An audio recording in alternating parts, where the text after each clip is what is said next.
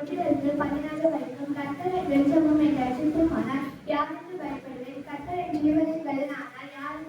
யாருக்கு அஞ்சுவேன்? என் சத்துருக்களும் என் பகைவருமாகிய பொல்லாதவர்கள் என் மாம்சத்தை பட்சிக்க என்னை நெருக்கிடவே அவர்களை இடறி விழுந்தார்கள். எனக்கு விரோதமாய் ஒரு பாளையம் இறங்கினாலும் என் இருதயம் பயப்படாது. எங்கள் ஒரு யுத்தம் எழுப்பினாலும் நான் அதிலே நம்பிக்கையாய் இருப்பேன். கர்த்தரிடத்தில் ஒன்றை நான் கேட்டேன், அதையே நாடுவேன். கர்த்தரிடத்தில் ஒன்றை நான் கேட்டேன், அதையே நாடுவேன். கர்த்தருடைய மகிமையை பார்க்கும்படியாகவும் அவருடைய ஆலயத்தை ஆராய்ச்சி செய்யும்படியாகவும் என் ஜீவனுள்ள நாளெல்லாம் கர்த்தரிடத்தில்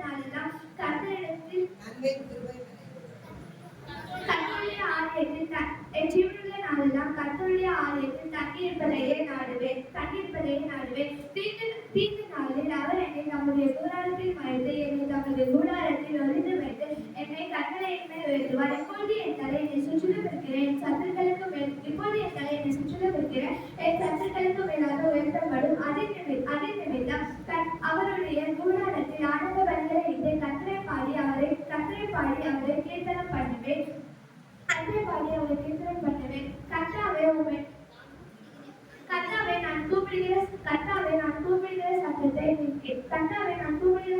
நீர் கேட்டு எனக்கு இறங்கி எனக்கு உத்தரவு அருளி செய்யும். என் முகத்தை தேடுதல் என்று சொன்னீரே, உங்களுடைய முகத்தை தேடுவேன் என்று என் இருதயம் உம்மிடத்தில் சொல்லிச்சு. உம்முடைய முகத்தை எனக்கு மறையாதேயும்.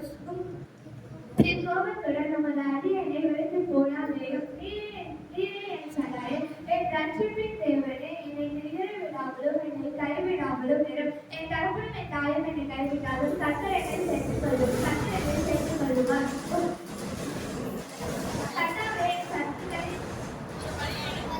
உம் வழியை எனக்கு போதித்து என் எதிராளிகளின் நிமித்தம் சுவையான பாதையை நடத்தும். என் சத்துருக்களுக்கு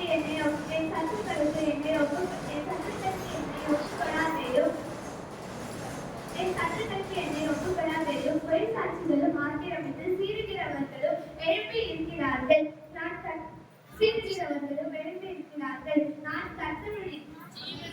நான் உன் ஜீவனுள்ள தேசத்தில் கர்த்தருடைய நன்மையை காண்பேன் என்று விசுவாசியாக இருந்தால் கெட்டுப் போயிருப்பேன். கர்த்தருக்கு காத்திரு, அவர் உன் இருதயத்தை ஸ்திரப்படுத்துவார். திருமகனாய் இரு, கர்த்தருக்கே காத்திரு. சங்கீதம் 28:1-4 வரைக்கும். என் கண்மலையாகிய கர்த்தாவே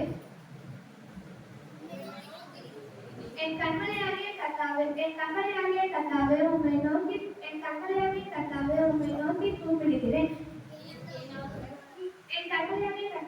நோக்கி கூப்பிடுகிறேன். என் கேளாதவர் போல மௌனமாய் இராதேயும். நீர் மௌனமாய் இருந்தால் நான் குழியில் இறங்குகிறவர்களுக்கு ஒப்பாவேன். நான் உம்மை நோக்கி சத்தமிட்டு கூப்பிட்டேன். உம்முடைய பரிசுத்த சன்னதிக்கு கையெடுக்கையில் என் விண்ணப்பங்களின் சத்தத்தை கேட்டதில் அயலானுக்கு சமாதான வார்த்தைகளை சொல்லியும் அவர்கள் இருதயத்தில் பொல்லாப்பையும் துன்மார்க்கரையும் அக்கிரமக்காரரையும் துன்மார்க்கரோடு என்னை வாரிக்கொள்ளாதேயும். அவர்களுடைய கிளைகளுக்கும் அவர்களுடைய நடத்தைகளுக்கும் பொல்லாப்புத்தக்கதாக செய்யும். அவர்களுடைய கைகளின் செய்கைக்கு தக்கதாக ஆகியும். அவர்களுக்கு சலித்து